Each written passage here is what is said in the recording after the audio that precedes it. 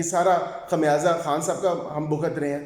برسر صاحب یہ اسکول ٹیچر کے ساتھ جو ناانصافی ہو رہی ہے جی، میں سمجھتا ہوں جی کہ میں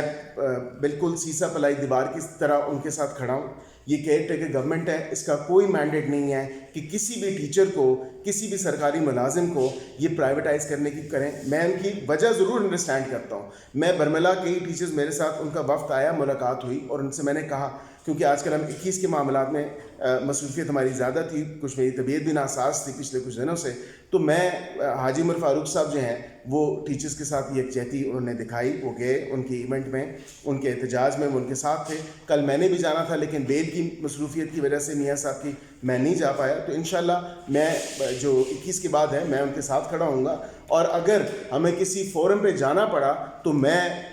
یہ ان کو آفر کرتا ہوں کہ میں ان کو لیڈ کر کے کسی بھی فورم پہ لے کے جانے کے لیے تیار ہوں، کیونکہ کیئر ٹیکر گورنمنٹ کے پاس کوئی مینڈیٹ نہیں کسی سرکاری ملازم۔ جی میں اپنی لیگل، میں یہی کہہ رہا ہوں کہ اسلام آباد ہائی کورٹ جانا پڑے، سپریم کورٹ جانا پڑے، پنڈی ہمیں جانا پڑے، Lahore high court Pindi bench, ہم جانے کے لیے تیار ہیں، اور میں خود مطلب ان کو لیڈ کر کے لے کے جاؤں گا۔ جس طرح دیکھیں نا، ایک پبلک انٹرسٹ کی یہ بات ہے، اور وہ اساتذہ جو دیکھیں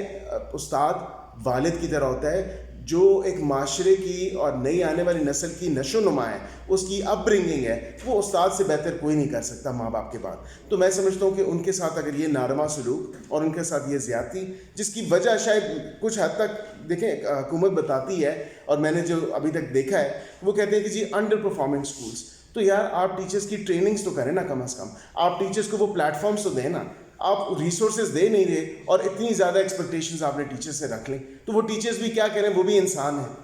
خود مسائل کھڑے کر دیے۔ جی ایبسلیوٹلی۔ اچھا برسر صاحب، الیکشن کے حوالے سے آپ کی تیاری کیسی ہے جی؟ جی الیکشن کے حوالے سے زبردست تیاری ہے، اور انشاءاللہ یہ جو ہوا چل رہی ہے، تمام گروپ آپ کے ساتھ، تمام گروپ ہمارے ساتھ ہیں۔ میرے خیال سے کسی کا کوئی شک و شبہ تھا تو کل کے فنکشن جو حاجی برادلدار خان صاحب کے احاطہ میں ہم نے وہاں پہ کیا، گڑی سکندر یونین کاؤنسلر عثمان کھٹر کے جو ہمارے وہاں پہ دوست تھے، تو وہاں پہ برملا آئی صاحب نے بھی اس چیز کا اظہار کیا کہ یہ ہمیں جس طرح نون میں سے شین نکالنی، ادھر سے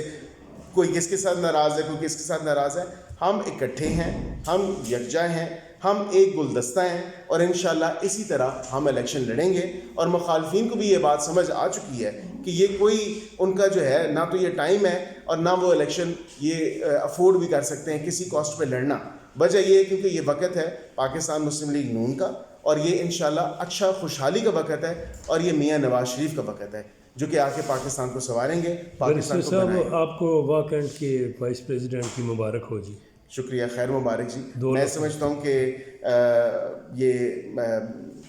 دیکھیں پارٹیز میں ہوتی ہیں ایسے معاملات آتے رہتے ہیں، لیکن اچھی حکمت عملی سے، اور تمام تر میں خراج تحسین پیش کرتا ہوں تمام 10 کے 10 ممبران کو جنہوں نے بڑا ایک فراغ دلی کا مظاہرہ بھی کیا، اور اس کے ساتھ ساتھ انہوں نے ایک کہہ لیں پولیٹیکل اسپورٹس مین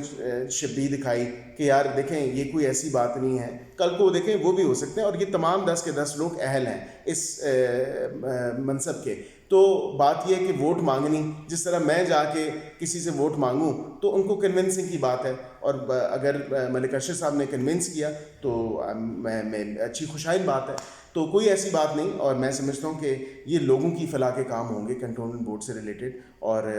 جو آگے آنے والا وقت ہے وہ پاکستان مسلم لیگ نون کا وقت ہے، اور اچھا خوشحال وقت ہے۔ برسر صاحب انشاءاللہ پھر آپ سے ملاقات ہوگی، بہت بہت شکریہ۔ انشاءاللہ۔